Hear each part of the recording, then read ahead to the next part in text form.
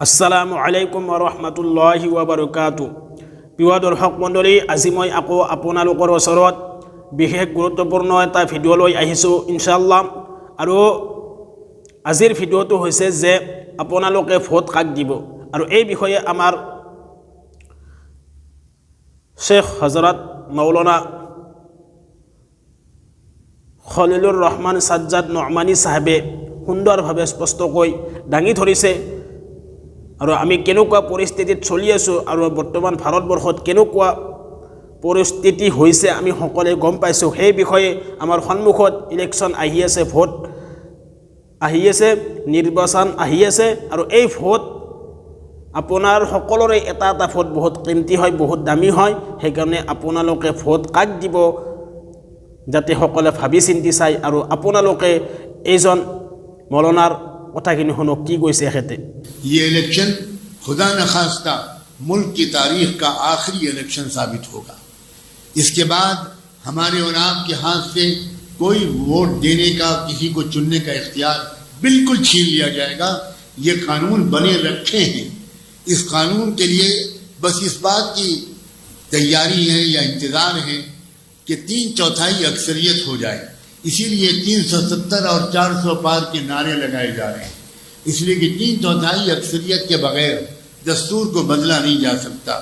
दस्तूर को बदलने के लिए नया दस्तूर बनाना नहीं है, बल्कि दस्तूर बना बनाया रखा है, उतनी ताकत हासिल करनी है कि उसको नाफिज कर दिया जाए। मुसलमानों जागो, खुदा के बंदों, एक इज्तिमाई बेदार उम्मत बनो। मुनकर को बदलना, मौजूदा सूरत हाल को बिगड़ने से बचाना, मजीद बिगड़ने से बचाना, कुछ सुधार की तरफ लेकर जाना, उसका पहला मरहला आज इलेक्शन के जरिए शुरू हो चुका है। अगर इस इलेक्शन में हमने गफलत बरती तो आइंदा ये मौका हमको नहीं मिलने वाला है।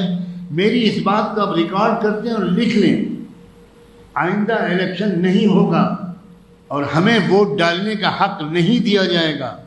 मुल्क में कानूनी ढांचा बन चुका है। ड्राफ्ट मैंने खुद पढ़ा है, उसका कुछ हिस्सा, उसमें एक जुमला ये भी लिखा हुआ है कि जिनके 2 बच्चों से ज़्यादा होंगे उनको वोट डालने का और इलेक्शन में खड़े होने का हक नहीं होगा। समझ गए इसका मतलब? आज पहला दिन है और ये इलेक्शन आम इलेक्शन नहीं है। आप हज़ारों मरतबा ये जुमला बहुत से लोगों की ज़बान से सुन चुके होंगे। उस दस्तूर के मुताले से रोंगटे खड़े हो जाते हैं। मुझे नहीं मालूम उस दस्तूर के नफाज के बाद कितने करोड़ मुसलमान माअज़ल्लाह और 1000 बार माअज़ल्लाह मुर्तद हो जाएं। उम्मत मुस्लिमा की जिंदगी का एक नया दौर जन्म लेने वाला है। ইনশাআল্লাহ আপোনালোকে সকলে ভিডিঅ'ৰ ক্লিপটো চালে আৰু সুন্দৰভাৱে স্পষ্টকৈ আমাৰ শেখ হজৰত মৌলানা খলিলুৰ ৰহমান সাজ্জাদ ন'মানী সাহেবে সুন্দৰভাৱে বুজাই দিছে, সুন্দৰভাৱে কৈছে। যিহেতুকে আমাৰ ভাৰতবৰ্ষত পৰিস্থিতি বহুত বেয়া হৈ গৈছে, আমি সকলোৱে শুনিছোঁ, দেখি আহিছোঁ। সেইবাবে আপোনাৰ ভোট বহুত দামী হয়। নিজৰ নিজৰ ভোট, আপোনাৰ মোৰ সকলোৰে ভোট, এটা এটা ভোট বহুত দামী হয়, বহুত কিমতি হয়। সেইকাৰণে আপোনালোকে যাতে সকলোৱে ভাবি চিন্তি এইবাৰ ভোট দিব, যাতে আপোনাৰ ভোটটো অযথাই নাযায় আৰু যাতে দেশৰ উন্নতি হয়, দেশৰ ভাল হয় আৰু সকলো হিন্দু মুছলমান সকলোৰে যাতে ভাল হয়, তেনেকুৱা এজন ব্যক্তিক আপোনালোকে নিৰ্বাচন কৰিব আৰু আপোনাৰ ভোটটো দিব ইনশাআল্লাহ। আৰু মই সকলো মুছলিম সমাজক আহ্বান জনাইছোঁ যাতে আপোনালোকৰ ভোট যাতে এজন ভাল মানুহৰ দি দিয়ে ভোটটো, কিয়নো সকলোৰে ভোটটো কিমতি হয়, দামী হয়। সেইবাবে